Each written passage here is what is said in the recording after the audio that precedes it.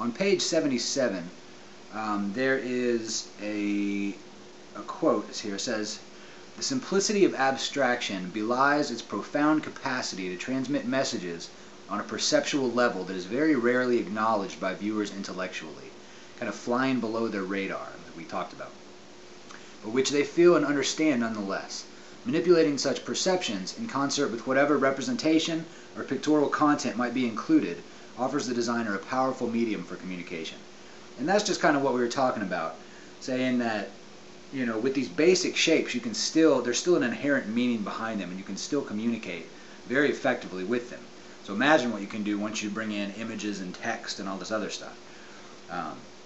And on page 77, there's some interesting sketches or black and white studies of just regular geometric shapes or some organic shapes that are communicating these, you know, feelings. There's rage, intimidation, some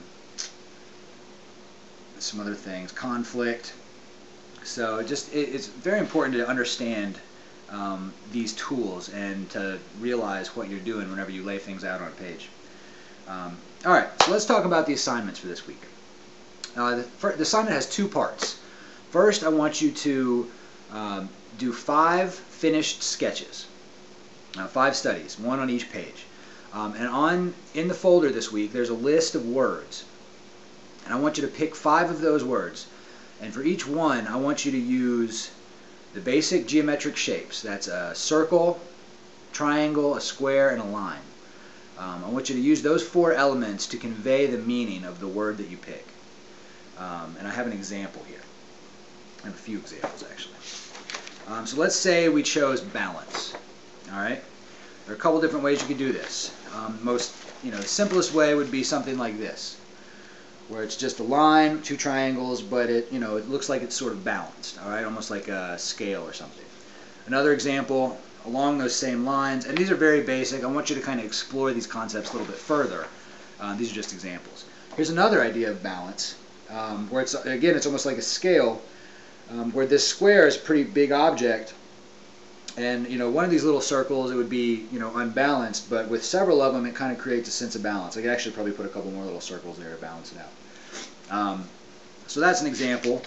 Another example, if we chose dominance, something like this, where obviously this big triangle is dominant, but it's only dominant because of the relation to the other shapes on the page.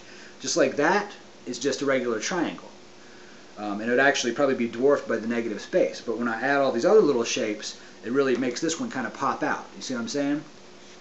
So that would be a way to communicate dominance using these geometric shapes. Another example would be something like this. And this is kind of using texture or value. Whereas, this one, which one looks heavier or more dominant to you? This one's obviously larger.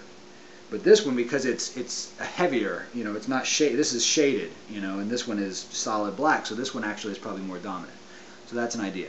So I want you to do 5 sketches like that, 1 for each word that you choose, and tell me the word that you're using, that you're going for, and then also write a couple lines either at the top of the page or bottom of the page, explaining what you're doing, explaining the elements that you're using. If you're using,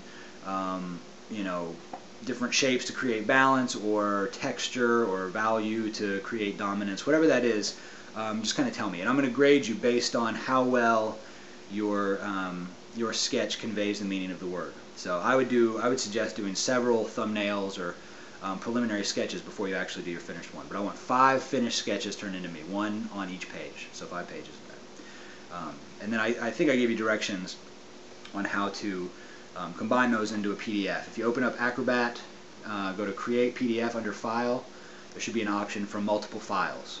So File, Create PDF from multiple files, and then you can choose your JPEGs, whatever you scanned in, your pictures, and combine those into one PDF. And if you have trouble, if you don't have Acrobat or something, or you have questions about that, let me know. So that's the first part of your assignment. Second part, I want you to do a little bit of research.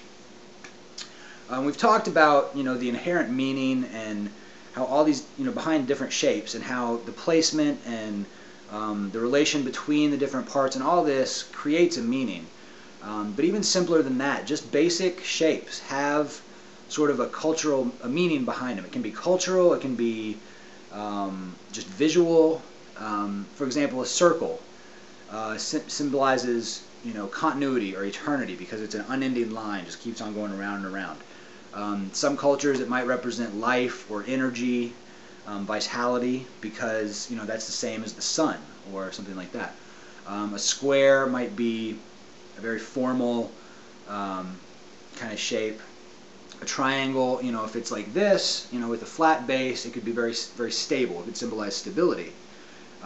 There's also, you know, Egyptians, in the Egyptian culture, there's a lot of different meanings behind it because of the pyramids and things like that.